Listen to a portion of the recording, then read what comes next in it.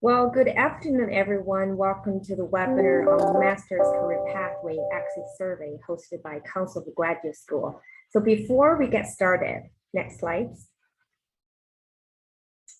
I just want to note that your microphone and camera will not be active during the presentation, but if you have any questions, please feel free to submit those through the Q&A box on your Zoom. And after the presentation, please feel free to continue submitting the questions through the Q&A, and we will be happy to answer them. With that said, I would like to welcome the CGS President, Suzanne Ortega, to give opening remarks. Suzanne. Thanks so much, Janet.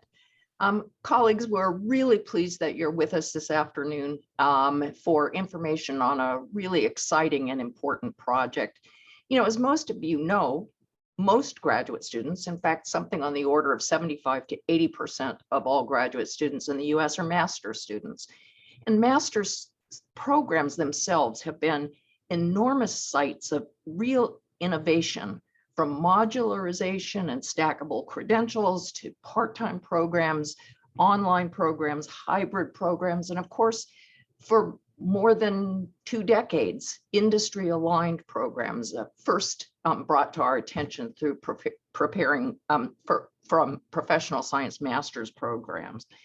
But, you know, to put the importance of master's education in a little bit more context, you know, I just point to a couple of additional facts. We know that the Bureau of Labor Statistics say that the fastest growing jobs over the next decade are going to be those that require master's degrees for entry. Both Bureau of Labor Statistics and our own PhD career pathways raise another important point, and that's the fact that careers, our working lives, are far less linear either than they once were and/or than we frequently imagine them to be. And recently, our NSF-funded RAPID project really suggests that COVID has amplified this trend towards nonlinear pathways through careers, but equally importantly, through post-baccalaureate education, a trend that appears to be even more pronounced for women and for members of racially and ethnically marginalized communities. And yet, despite its size and its relevance to the economy, I'll just call it the master's enterprise, it remains understudied.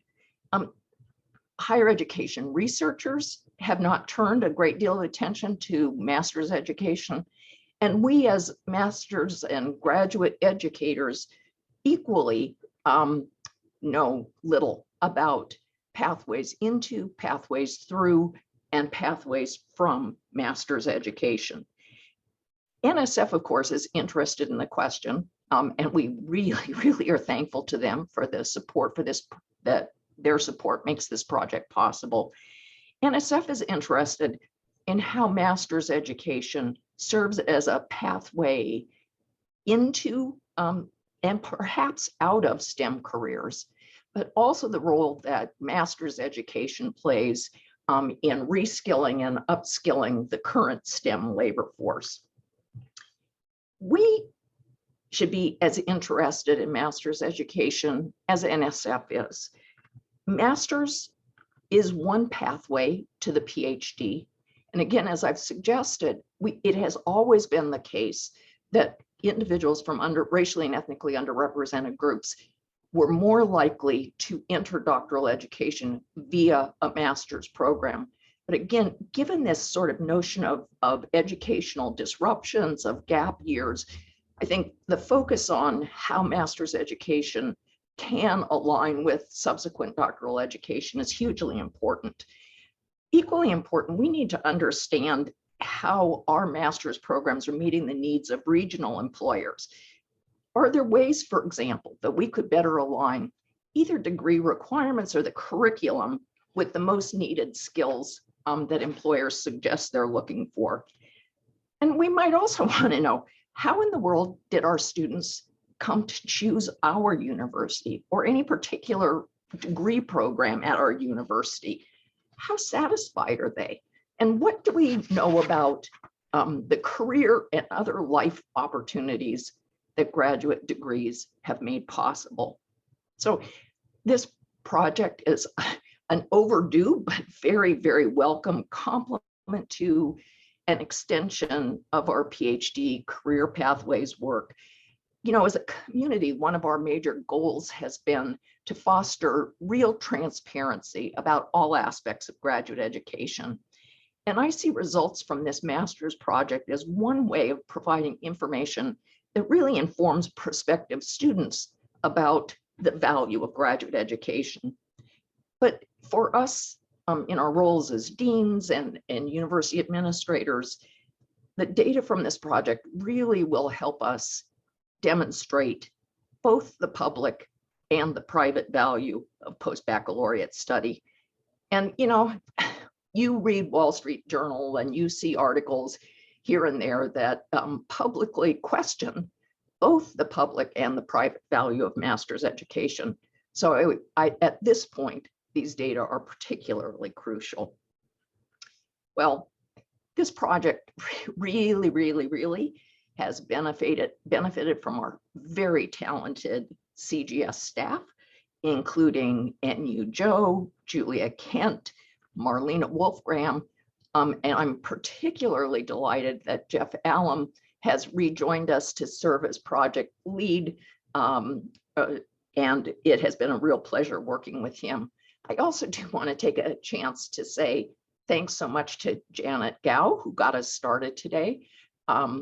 Janet will be leaving for a new position at the National Academies at the end of the week, but we have benefited greatly from her expertise as well.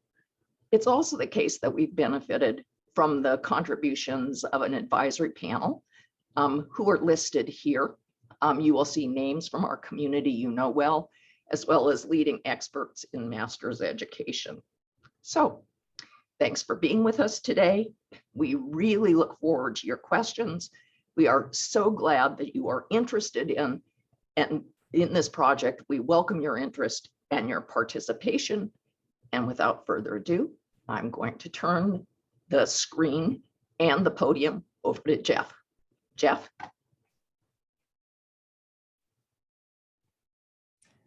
Thank you, Suzanne. Good afternoon to everybody here on the East Coast, and good morning still to those of you out west. It's good to be a part of this project, be a part of CGS and this really important time. And I'm really glad that I've got a good list of attendees here today.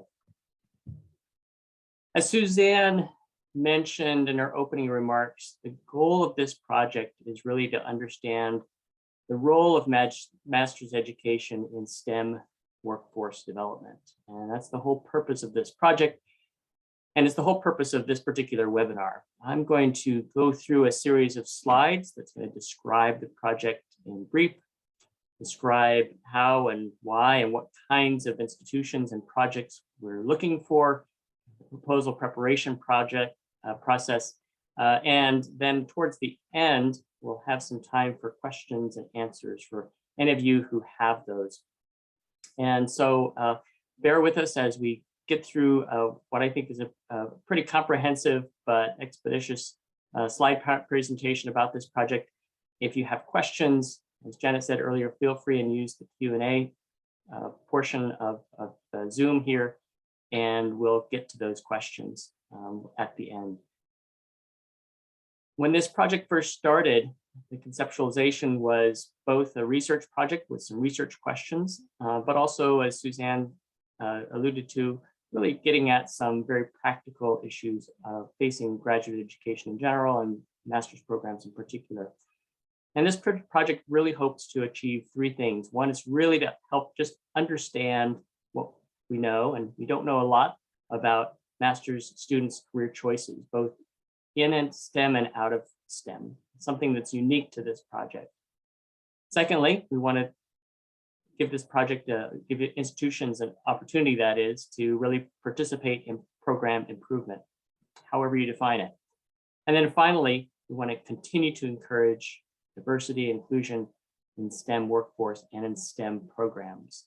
So this project will hope to aim all three of those things. And the research side of things is really framed by 3 research questions. And you don't need to be too concerned about this, but I think one aspect of this project that I think is really unique is the fact that it's really looking at the extent to which students from non-STEM backgrounds, at say the undergraduate level, may use a master's degree to transition their careers into STEM fields.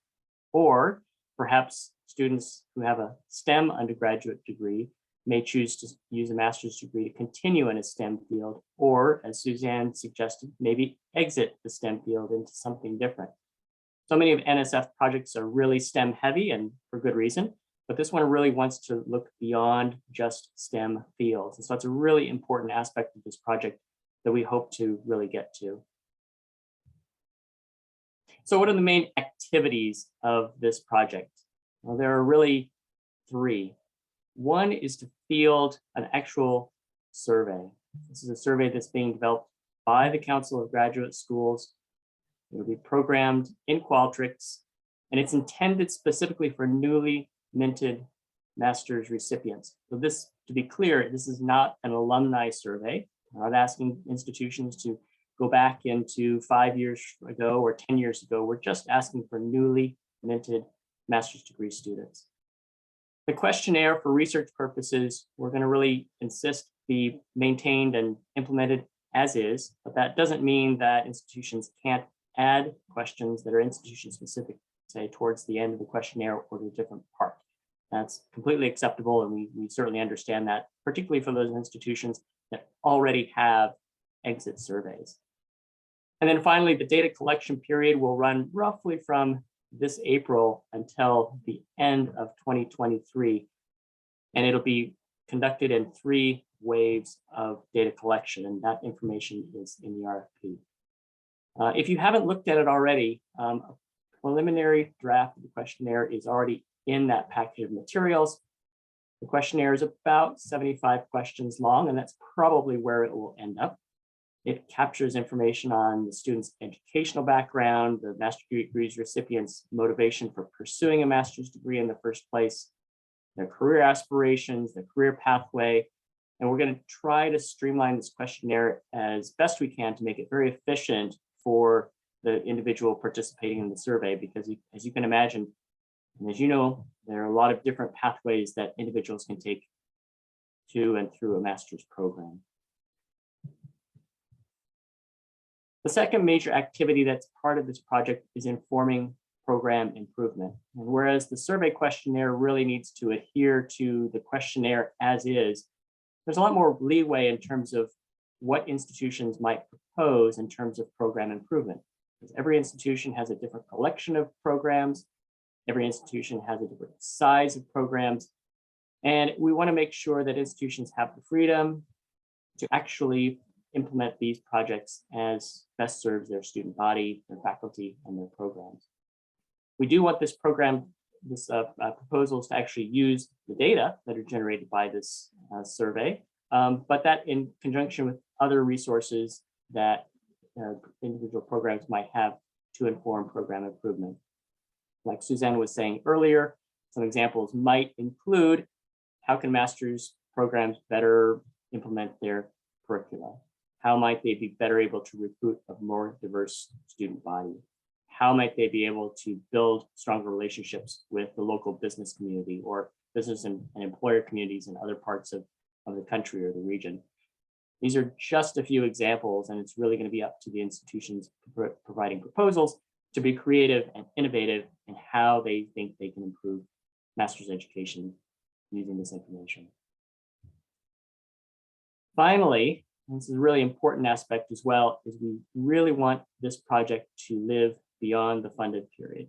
We want to make sure that it's not just a short 2-year-long project. We'd like for the community to evolve out of that, and that includes conversations amongst deans, amongst members of, say, institutional research offices, perhaps individuals that are graduate students that are having careers, that they're building their own careers in academia. We want people to build on this project so that it has a life above and beyond what we have here. So that will include some meetings that we'd like deans to participate at, CGS annual meetings, perhaps summer workshops. as well as some virtual meetings that we'd like to have with, say, your graduate students or your associate deans, maybe institutional researchers who are participating in the project, all about building community.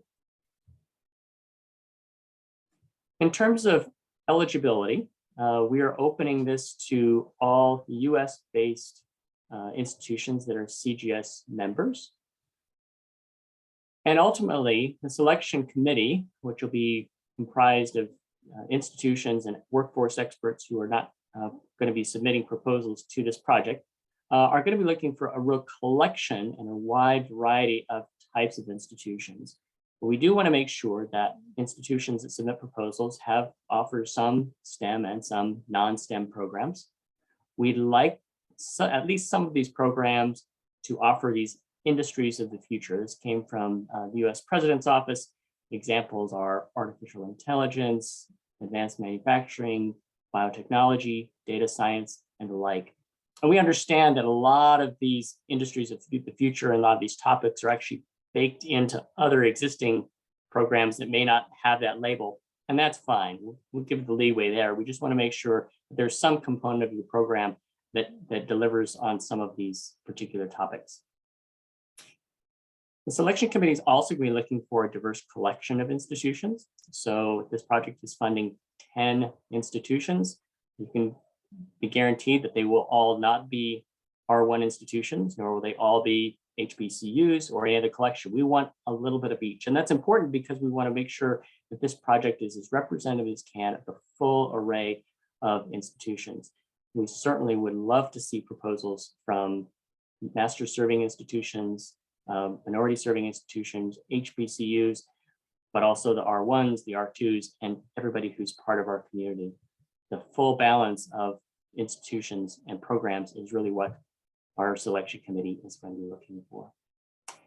And then finally, we want proposals and institutions participating in the project to have a full array of master's degree recipients, and particularly those that have demonstrated a lot of efforts towards diversifying their student body. We think that's a very important component of this project.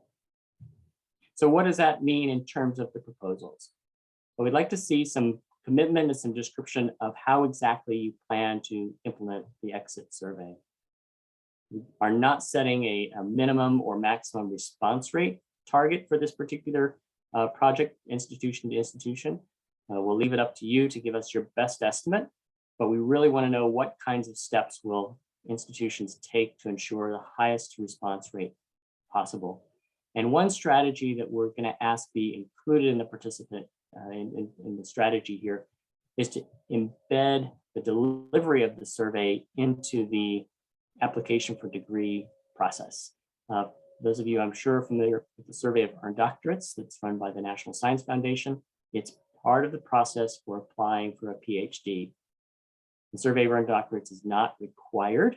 A student can't be denied earning a PhD because they didn't participate in the SED, but because it comes embedded with their materials for the application and their cap and gown and the fees, that survey generates a very high response rate. And we envision the exact same type of process with this master's program. As students are applying for their degree, the survey should be a component of this. And a lot of you already have experience with this with your own exit surveys, but it's going to be something that's going to be important to the success of this one as well. And then finally, IRB not only is a necessity, but there's going to be a little bit of an urgency to this because data collection is going to need to begin as soon as we can because of the timeline here. So we want to have some demonstrated expertise and experience with being able to secure IRB approval. We'd also like your proposals to give really thoughtful descriptions on exactly how you intend to use this data and other data and information and other resources to improve your programs. So an explicit statement of what are some of your goals, what are some of your targets, what are some of your strategies? Are you building a new program improvement strategy, or are you going to enhance something that's already in existence? Again, we're going to leave it up to institutions since they know their student body best, they know their community best, they know their programs best, to come up with innovative ways that they think they can accomplish this goal. But we'd like you to articulate that as clearly as you can. Finally, we'd like a little description about how you plan to participate in this community, how you hope to contribute to the growth and sustainability of this project, not only during the project funded period, but beyond that time as well. And finally, we'll need a little description of your institution's capacity to carry out this particular project. A short description of the individuals, their roles, the kind of talent that they might bring to this project or expertise. We'd like to see a letter from the institution, and then we're going to need a budget. The National Science Foundation needs to see a budget that adheres to their guidelines. And in the RFP that was sent earlier in the month, there's a link to the NSF budgetary guidelines if you're not already familiar with them. A couple of points to point out is that the budget needs to not exceed $25,000. It does need to include indirect costs, and it cannot include costs associated with incentivizing the survey.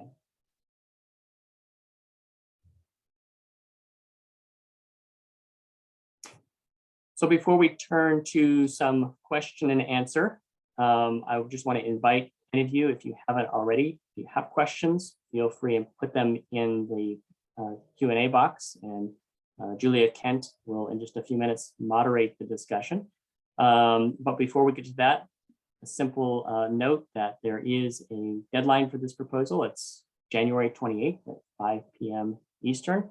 There's an email address there which you can use to submit the following items. There's a proposal cover form, which was part of the package that we shared with you in early December, the narrative, budget. There's also a template that was part of that package, and your letter of support. If you could PDF all of those into one item, send them to this email address by the 28th at 5 p.m.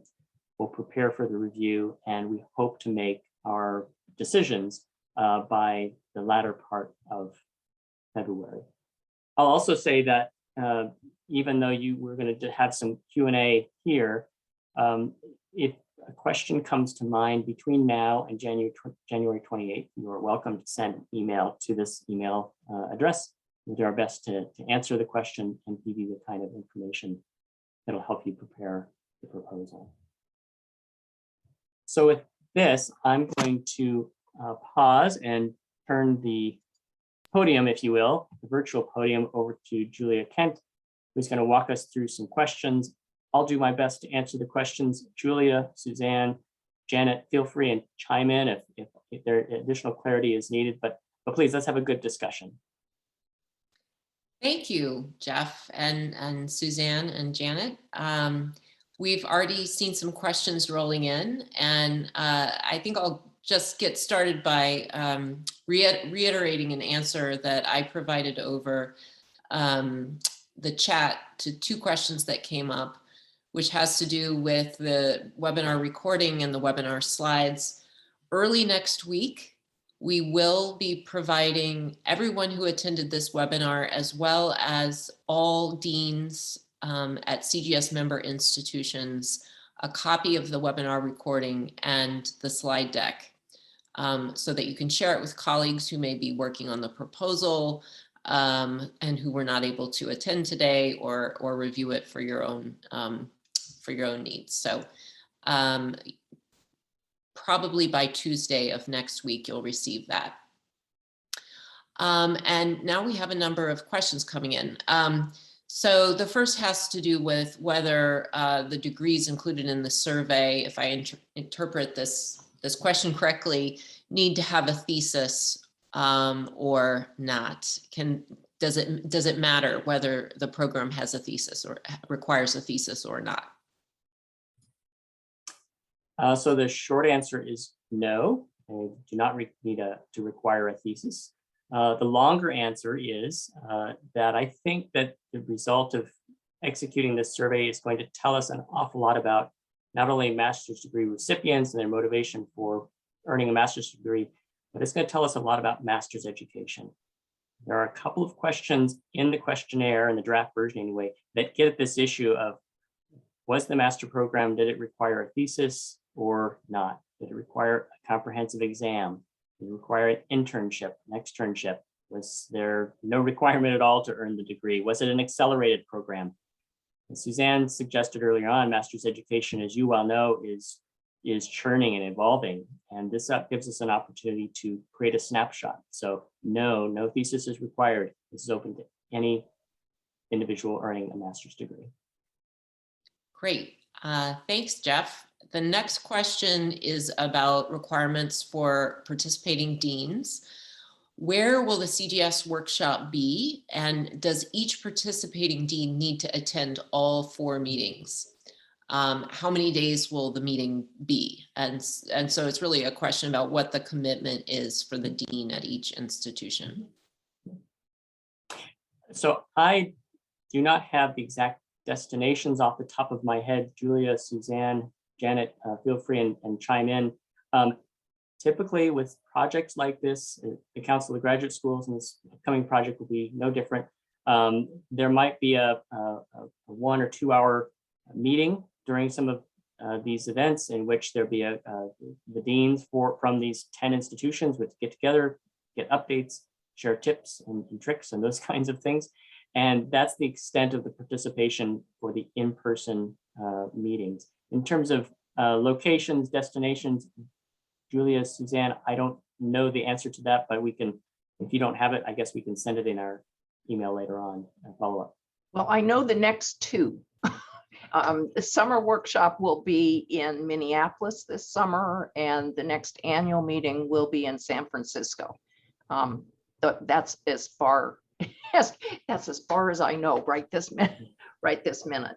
Again, we always really hope that the deans from participating institutions can join us for at least that section of the program where the project is discussed. Of course, we know sometimes that's not possible, in which case another staff member could attend. And of course, we would miss you grievously if you weren't with us, but concern about being able to attend every meeting should not prevent you from applying. Great. So the next question has to do with PhD students who are earning a master's in their program along the way in a program that is not a terminal master's program, but are still actively pursuing the PhD. Can they be surveyed? I think the question is, can they be included in the survey? Absolutely. And in fact, it gets back to the very first question. It's another line of questioning that I think will help us better understand the current state of master's education. We are going to ask those individuals who are earning a master's degree en route to a PhD. We have an advisory panel that met a few weeks ago on this topic and a research committee that met. And one of the points was, quite frankly, there are some students that are on en route to a PhD, but don't quite know it yet. They're in a master's program and maybe once they finish the master's, they'll continue on to a PhD. It's those kind of nuances that I think this questionnaire will really be able to capture. So absolutely, students who are en route to a master's, terminal master's, or en route to a PhD, or those students who just haven't quite decided yet are also going to be in there. Anybody earning a master's degree for any reason is invited to participate in this. Thank you. So the next question is, do we need to analyze the data and share the results with CGS? Or does CGS expect us to share only the raw data with us? Very good question. Simply put, institutions, once they're finished with each of the 3 waves of data collection, will send those raw data to CGS. We'll have a secure server that will make that possible, so that we're not compromising identities or individuals. And CGS is going to perform the data analysis. Institutions have the wherewithal and the capacity, and they'd like to analyze their own data. They're certainly welcome to do that, but the Council of Graduate Schools is going to take that responsibility on our end. Thanks. And if I may just add that if you can demonstrate in your proposal a plan to analyze your own data for institutional use and program improvement, that will strengthen your proposal. Mm-hmm. The next question is about program improvement. The question is, in terms of plans for program improvement using the survey data and other resources, I assume the programs that should be a focus for improvement are STEM programs. So should you be focusing only on those programs that fall, that are classified as STEM when coming up with plans for improvement? Yeah, I think the spirit of this project probably leans in that direction. The program improvement can and should maybe play a little bit more emphasis on STEM programs, but it's really not to say that non-STEM programs should be excluded from that program improvement aspect. I know there are examples of non-STEM programs that have and continue to strive to make changes and adaptations so that they continue to be relevant to the workforce going forward. And so I think institutions that can include in their proposals some strategies for doing some STEM program improvement and non-STEM program improvement would certainly be particularly competitive, but we don't want to limit either way. Julie, I'm seeing you nod your head, and Suzanne, feel free and chime in if you like on this or any other question.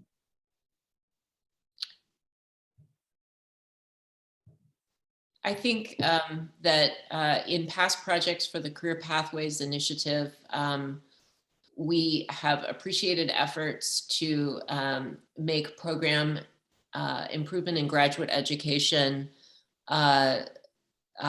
more institutionalized, and that often efforts to institutionalize improvements across all programs tend to have more sustainability and impact. And so, as Jeff said, if you want to include other programs in your approach, that would be that would not be necessary, but it would be supported or appreciated. I'm going to jump to, go ahead. Julie, can I just Suzanne. add, I mean, I agree with Jeff and I agree with Julia. I would just also say that on each of your campuses, there may be questions or cautionary notes you already know about. There may be particular programs where you're concerned that it's taking too long for people to complete, or that you've tried, but there's no progress on diversity. So again, there's some overarching goals about strategies that move the needle forward on improving master's education writ large. But if you have a particular local need where you think these data are really going to help you get traction, you can almost be certain you won't be the only one. So I guess I just want to say, figure out how you think you can best meet your challenge, what you really are trying to get done as a dean, and think about it in that context. I'm going to jump to a related question, which is, what is meant by non-STEM programs that have been oriented to support the needs of the STEM workforce? And that's in quotes.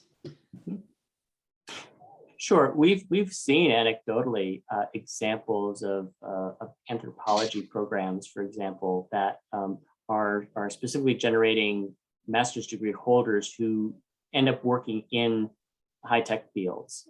We know that a lot of tech companies and advanced manufacturing are hiring English majors and linguistics majors because they need people who understand the language in order to develop products and build out services. So I think the spirit is any kind of program that can find a niche and find a place in supporting the STEM workforce is going to be of particular interest to the project. And that's why we want to canvass all master's programs, STEM and non-STEM. Jeff, I'll just add a couple of others. Business is often a very large part, and master's degrees in business supporting sort of the science enterprise, the lab management. So business could be a non-STEM support of a STEM career. Public policy, science policy, again, is also in and around and supportive of the needs of STEM industries and occupations. So those would be a couple more examples. Great. So we have a series of questions that have to do with response rates and incentives. Are there any requirements or even suggestions for the expected student response rate? Again, we're not going to set a particular threshold for a response rate. What we would like to see is an estimate of what you think you can produce, and the extent to which proposals can demonstrate experience with that would really help. That, along with the size of your graduate program, will be something that we'll look at. For this purpose of this project, there is an overall goal that we're looking at in terms of numbers of master's degree holders, or master's degree recipients that we'd like to gather information from. But it's going to depend upon a couple of things. One is just the collection of institutions that are chosen for this project, but also the data collection timeline. We have a 18 or almost 20-month data collection period at this point. And if we need less time than that to get to our overall goal, then we'll take less time. If we need more time, then we could potentially expand the overall timeline. So it's kind of a roundabout way of saying we don't have a particular expectation. We want you to propose your best estimate about how many individual responses you think your institution can provide for us, based again on some past experience. And our reviewers, when reviewing all the collection of proposals, will take that into consideration. We'll be happy with whatever we can get with the full collection. Good question. So related to that point, we have a question which is, may incentives be offered to increase the survey response? And we've already said earlier that NSF does not allow incentives as part of the budget, but can institutions use other sources of funding for incentives?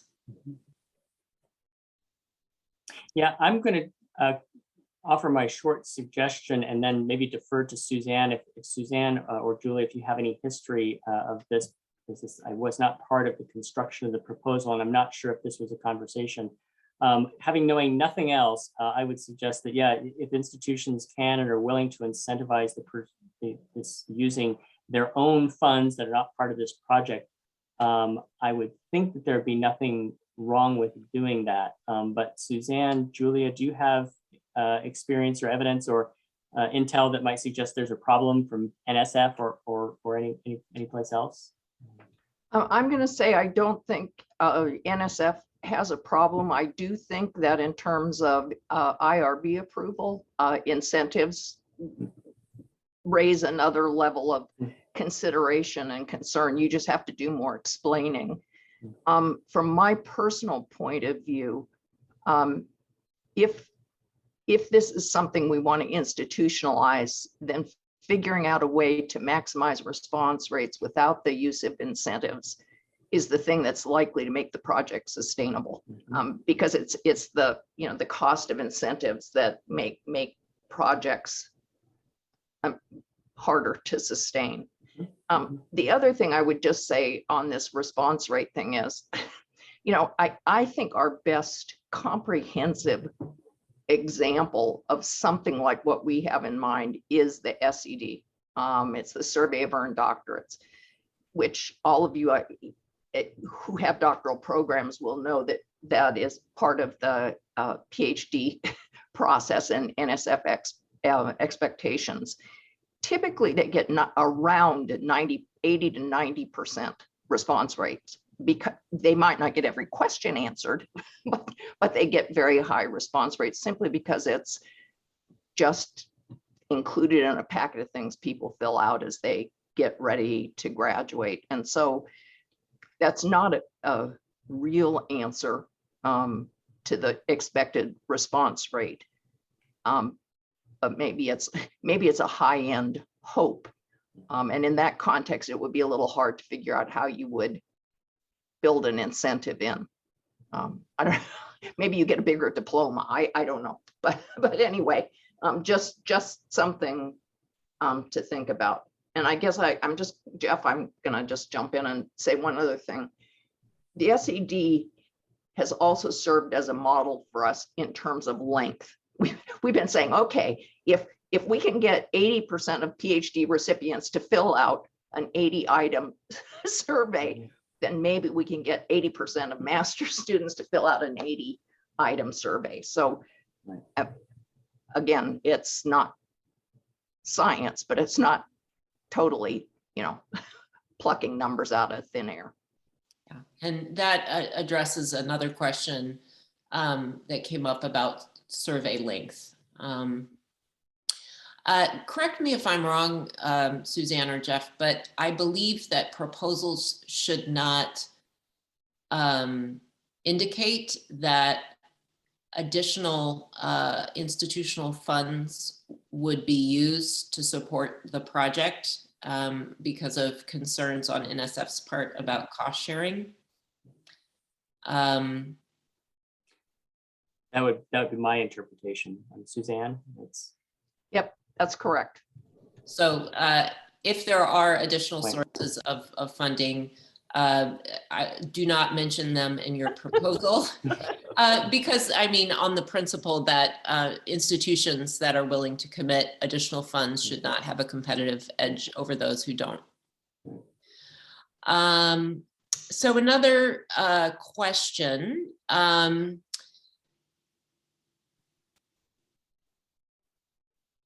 The budget example shows only year one. Based on the timeline, should we provide 2 years budget? yes, good point. In fact, that's a point of clarification. It should have the full the full period, not just 1 year, but the full period, because it's not exactly a 2-year timeline. So it's a very good point. Just simply a total amount for that full expectation is all we will need.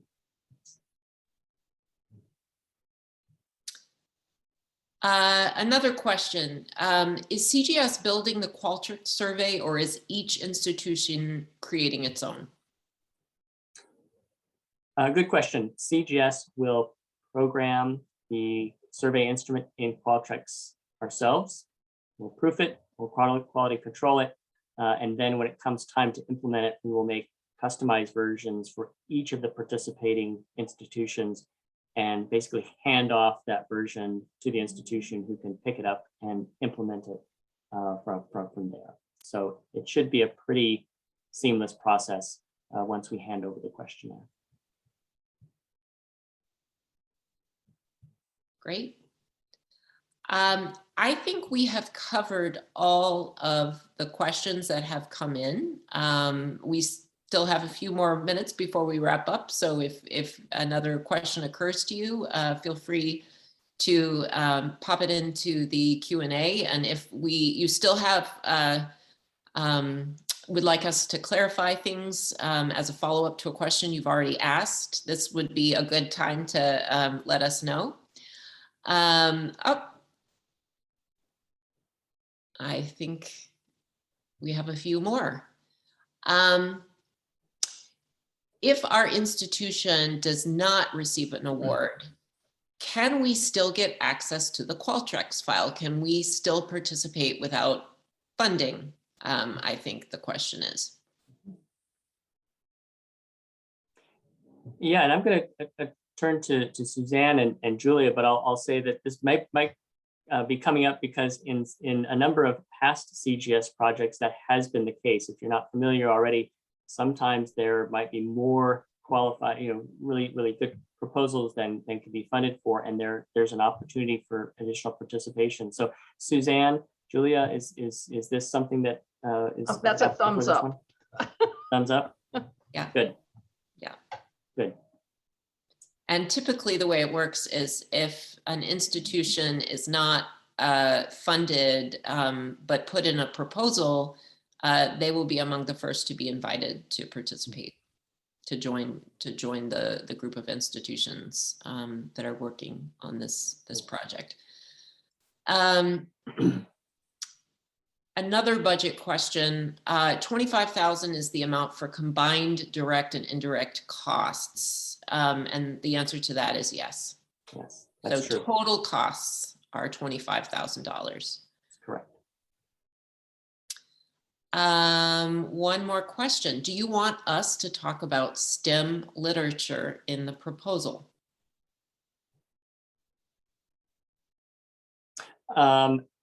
Yes, I mean, if institutions feel like that contributes to the strength of their proposal, if there's something that's nuanced, something that's unique, something that's innovative in that space, then by all means, please provide that.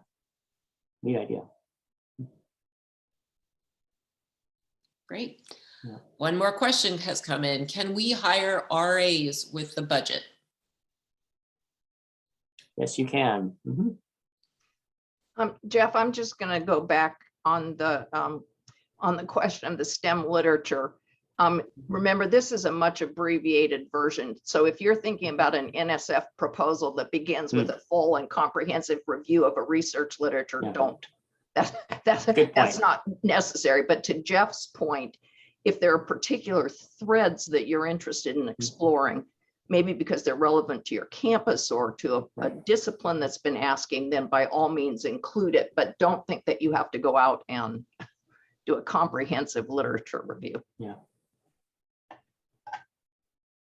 Thanks for the clarification, Suzanne. I agree. I think a lot of us would rather not be spending too much time writing lengthy literature reviews on STEM education, but that's good. Thank you.